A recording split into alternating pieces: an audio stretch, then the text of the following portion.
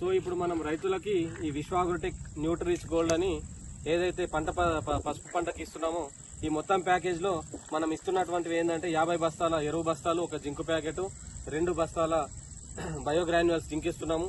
దాంతో పాటు 4 రకాల బయోకల్చర్స్ ఇస్తున్నాము. ఈ అన్ని ప్యాకేజ్ ని మనం ఎలా వాడాలి, ఏ రకంగా రైతు వాడుకోవాలి అన్నది మనం ఇప్పుడు వివరిస్తే, ముందుగా మనము మొదటి దుక్కి చేసుకున్న తర్వాత బోజాలు కొట్టడానికి ముందుగా మేము ఇచ్చినటువంటి 10 కేజీల జింకుని ఇసుకలో కలుపుకొని మొత్తము ఎకరం చేనుకు వచ్చేటట్టుగా చల్లుకోవాలి. ఈ జింకు చల్లిన తర్వాత బోజాలు కొట్టుకోవాలి. బోజాలు కొట్టుకున్న తర్వాత ఈ ఎరువు బస్తాలు ఏవైతే 50 బస్తాలు ఇచ్చినామో 50 బస్తాల నుంచి 5 బస్తాలని మాత్రం పక్కన పెట్టుకొని తర్వాత వాడుకోవడానికి మిగిలినటువంటి 45 బస్తాలని విత్తనం పెట్టినాక గానీ, విత్తనం పెట్టడానికి ఒక రోజు ముందు గానీ భోజనాల్లో పడేటట్టుగా భోజనాలకు చల్లుకోవాలి 45 బస్తాలని.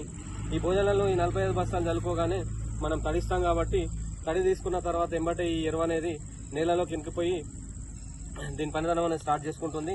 దాని తర్వాత మనం విత్తనం పెట్టిన తర్వాత 10 రోజులకి మేము ఇస్తున్నటువంటి మొత్తం 4 రకాల బయోకల్చర్స్ లో నుంచి ముందుగా 10 రోజులది ఒకటి, 30 రోజులది ఒకటి ఉంటుంది. సో విత్తనం పెట్టిన తర్వాత 10 రోజుల బయోకల్చర్స్ ని ఏ విధంగా ఇవ్వాలి అంటే, మనం విత్తనం పెట్టిన తర్వాత 10 రోజులకు ఇవ్వాల్సిన బయోకల్చర్స్ ని 2 రోజుల ముందుగా అంటే 8 రోజులకు, విత్తనం పెట్టినాక 8 రోజులకు ఒక నీళ్ల బ్యారెల్లో 100 లీటర్ల నీళ్లు తీసుకోవాలి.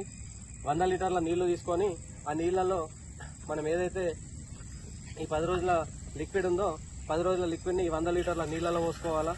నీళ్లలో పోసుకున్న తర్వాత దీనితో పాటు మనము 1 కేజీ బెల్లం, 1 కేజీ బెల్లాన్ని కూడా దీంట్లో వేసుకోవాల్సి ఉంటుంది. ఈ రకంగా వేసుకున్న దాన్ని 2 రోజులు నానబెట్టేటట్టు ఉంచుకోవాలి. మనం వేసిన రోజు నుంచి నెక్స్ట్ డే వరకు కూడా ప్రొద్దున ఒకసారి, సాయంత్రం ఒకసారి కర్రతోని మాత్రమే దాన్ని తిప్పాల్సి ఉంటుంది. ఎందుకంటే దీంట్లో ఉండే లైఫ్ఫుల్ బ్యాక్టీరియా ఐరన్ లాంటిది, సలాక లాంటిది, ఇన్ఫరాడ్ లాంటిది పెట్టడం వల్ల చనిపోయే అవకాశాలు ఎక్కువగా ఉంటాయి. కాబట్టి కర్రని మాత్రమే వాడండి. దీన్ని 2 రోజులు కూడా ప్రొద్దున ఒకసారి, సాయంత్రం ఒకసారి కర్ర సాయంతో మాత్రమే కలపండి. కలిపిన తర్వాత 2వ రోజు సాయంత్రానికల్లా మీరు చివరిసారి కలిపే దశలో అది పైన మనకు మొత్తం కూడా ఒక ఫంగస్ లాగా, లేయర్ లాగా ఫామ్ అవుతుంది. మీకు ఆల్రెడీ అబ్జర్వ్ చేయొచ్చు. దాని తర్వాత 2 రోజుల తర్వాత మరుసటి రోజు అంటే 3వ రోజు మార్నింగ్ మనం ఉదయాన్నే డ్రిప్ ద్వారా గానీ, పారకం ద్వారా గానీ మన ఎకరం భూమికి మొత్తం వచ్చేటట్టుగా దీన్ని తీసుకోవాలి. ఇదే విధంగా 30 రోజులకు కూడా ఇవ్వాల్సి ఉంటుంది. 10 రోజులది 30 రోజులది అయిన తర్వాత మనం ఏదైతే ఇస్తున్నామో బయో గ్రాన్యువల్స్, గంట గుళికలని మనం ఇదివరకు పక్కకు పెట్టుకున్నటువంటి 5 బస్తాల ఎరువు బస్తాలు ఉన్నాయి కదా, ఆ ఎరువు బస్తాల 5 ఎరువు బస్తాలు, ఈ 2 గంట గుళికలని మనం మొక్కలు కోసిన తర్వాత ఈ మొత్తం 7 బస్తాలని భోజనాల్లో పడేటట్టుగా చల్లుకోవాలి. భోజలకు ఇది ఎందుకు ఇస్తున్నాము అంటే, మనం ముందుగా వేసినటువంటి 45 బస్తాల ఎరువు మొక్క కూడా ఎంతో కొంచెం బలాన్ని లాక్కొని ఉంటుంది. మొక్కలు కోసిన తర్వాత కూడా మనకు మండ నుంచి కొమ్మూరే దశ కాబట్టి అప్పుడు కూడా కొంచెం బూస్టర్ డేస్ లాగా మనం భూమికి బలాన్ని ఇవ్వాలి. కాబట్టి ఈ మిగిలినటువంటి 5 బస్తాలు 2 గంటలు గుళికలు ఇస్తున్నాము. దీని ద్వారా మనకు మండ నుండి కొమ్ము ఎక్కువ ఊరడానికి కొంచెం సపోర్ట్ ఇస్తున్నాం కాబట్టి అలాంటి అవకాశాలు ఎక్కువ ఉంటాయి. దాని తర్వాత మనం మిగిలినటువంటి 2 బయోకల్చర్స్ ఉంటాయి. అవి మనము 90 రోజులకు ఒకటి, 120 రోజులకు ఒకటి, అంటే 3 నెలలకు ఒకటి, 4 నెలలకు ఒకటి రకంగా ఇవ్వాలి.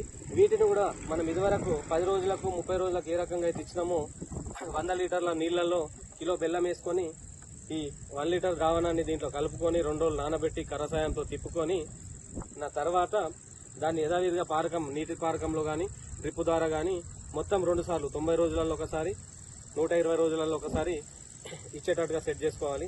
దీని ద్వారా ఈ మొత్తం పద్ధతి ద్వారా మనం చేస్తుంది ఏంటి అంటే, ఇలా చివరిసారి మనం ఇస్తున్న 5 బస్తాల ఎరువులు 2 గంట గుళికలు ఇచ్చినాము. దాని తర్వాత 3 నెలలకు 4 నెలలకు ఇస్తున్నటువంటి బయోకల్చర్స్ ఎందుకంటే అదే టైంలో మనకు ఎక్కువ వర్షాలు పడే అవకాశాలు ఎక్కువ ఉంటాయి. వర్షాలు పడతాయి, మన పసుపు పంటలో కూడా ఎక్కువ నీళ్ళు ఆగడం చేస్తుంటది. దాని ద్వారా ఇవి ఇవ్వడం వల్ల ఏంది అంటే, మనకు ఎన్ని నీళ్ళు ఆగినా, పంటలో నీళ్ళు ఆగినా, వర్షాలు పడ్డా కూడా ఎస్పెషల్లీ మనకు ఈ తుంపకుళ్ళు అనేది, మర్రాకు తెగులు అనేది రాకుండా ఉంటది. దాంతో పాటు మనకు కొమ్ము ఎదిగే దశ, మండ నుంచి కొమ్ము ఎదిగే దశ కాబట్టి కొమ్ము కూడా ఎక్కువగా సాలిడ్ గా ఎదగడానికి అవకాశాలు ఎక్కువ ఉంటాయి. కొమ్ము కూడా బాగా ఊరుతుంది. మనం పసుపు దొబ్బిన తర్వాత కూడా పసుపు అనేది సాలిడ్ గా అవుతుంది. అంటే మనం కొందరిని చూస్తాము, పసుపు దొబ్బినప్పుడు కొమ్ము బాగుంటది, ఉడకబెట్టేసరికి మొత్తం గుంజుకోపోయి చిన్నగా అయిపోతుంది. ఈ పద్ధతి ద్వారా మనం చేయడం వల్ల ఏంటి అంటే, కొమ్ము అనేది ఉడకబెట్టిన తర్వాత గుంజదు, సాలిడ్ గా వస్తుంది. దాంతో పాటు మనకు కుర్కుమిన్ శాతం కూడా ఎక్కువగా వస్తుంది. కుర్కుమిన్ అనేది డెవలప్ అవుతుంది. దీని ద్వారా ఏంటంటే మనకు ఈ షైనింగ్ అన్నది పసుపు పైన ఏదైతే ఎల్లో కలర్ పసుపు పచ్చదనం ఎక్కువ వస్తుందో పాలిష్ చేసిన తర్వాత దాని ద్వారా మనకు ఈ అమ్మే టైంలో రేటు కూడా ఎక్కువ వచ్చే ఛాన్సెస్ ఎక్కువగా ఉంటాయి. మొత్తానికి ఈ పద్ధతి ద్వారా మనం అధిక దిగుబడితో పాటు పసుపులో మనం కుర్కుమిన్ని డెవలప్ చేసుకోవచ్చు. పసుపు దొబ్బిన తర్వాత కూడా మనం అంతర్ పంట కింద జొన్న గాని సజ్జ గాని కూడా వేసుకోవడానికి ఎక్కువలాగా ఉంటుంది. ఈ మొత్తం పద్ధతి ద్వారా రైతులకు కూడా అధిక దిగుబడి ఉంటుంది, పసుపు దిగుబడి కూడా ఎక్కువ వస్తుంది, అధిక లాభాలు కూడా పొందుతారు. Thank you.